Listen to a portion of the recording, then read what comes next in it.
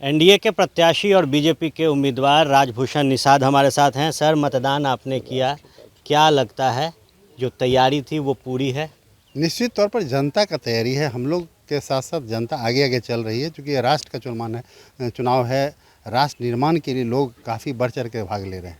बाहरी वर्सेस घर का ये लड़ाई शुरू हुई थी मुजफ्फरपुर में। आपको भी बाहरी बताया जा रहा था, कई लोग, आपने भी दावा किया कि हम भाई घर के ही हैं। तो क्या आज मतदान करके आपने साबित कर दिया? निश्चित तौर पर आप देख सकते हैं कि हम यहाँ मुजफ्फरपुर में धर्मागतपुर और पिलखी का बूथ है, उस पर हम वोटिंग किए हैं। और वो आज हथसारगंज में लाइन में लगे हुए हैं। तो बाहरी कौन है और मुजफ्फरपुर का कौन है? जो आदमी पिछले 30 साल से मुजफ्फरपुर का एक वोटर आईडी कार्ड नहीं बना पाया, वो मुजफ्फरपुर के लिए क्या कर सकेगा? मुजफ्फरपुर सीट की बात करें तो जॉर्ज फर्नांडिस कैप्टन साहब बड़े बड़े नेता रहे। क्या लगता है कि जो मूल रूप ढांचा मुजफ्फरपुर को मिलना चाहिए था वो मिला? देखिए, जॉर्ज साहब ने जो बहुत सारा काम किया था मुजफ्फरपुर के सर्वांगीण विकास के लिए, मुजफ्फरपुर को मिनी बॉम्बे बनाने के लिए, लेकिन उनके बाद कोई ऐसा प्रतिनिधि इस ढंग का नहीं मिला जो कि मुजफ्फरपुर के विकास के लिए काम करे।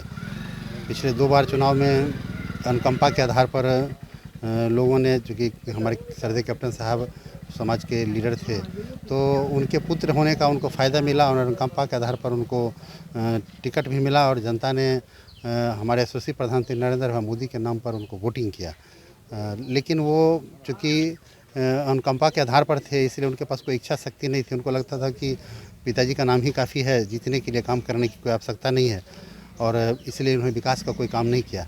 जितना बार चुनाव जीते उतना ज़्यादा से ज़्यादा पेट्रोल पंप और गैस रिफिलिंग प्लांट उनका बढ़ता गया, और मुजफ्फरपुर की जनता का कोई विकास नहीं हुआ। आखिरी सवाल रहेगा, पिछले 2 साल में बिहार का जो गठबंधन गणित है बदला है। सियासत में अमूमन कहा जाता है वोट ट्रांसफ़र की क्षमता, आधी आबादी जो है वो खुलकर वोट दे रही है। क्या लगता है आसान होगा ये जीत?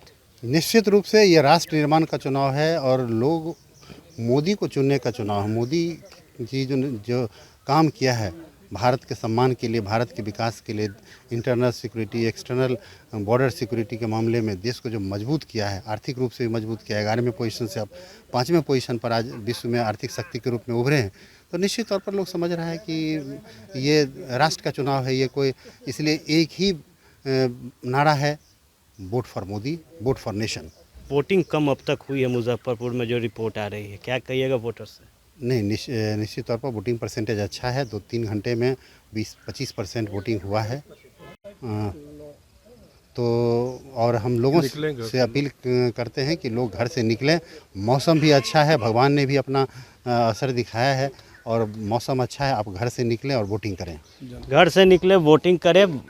राष्ट्र निर्माण के लिए वोटिंग होना ज़रूरी है। मूल मुद्दों पर जनता जो है मतदान कर रही है। और आज बाहरी और घर की जो लड़ाई की चर्चा मुजफ्फरपुर में चल रही थी, ऐसे में राजभूषण निषाद ने मतदान करके एक हमला भी अपने प्रतिद्वंदी के ऊपर कर दी है। कैमरा सहयोगी पंकज के साथ आर्यन आनंद, एबीपी न्यूज़, मुजफ्फरपुर।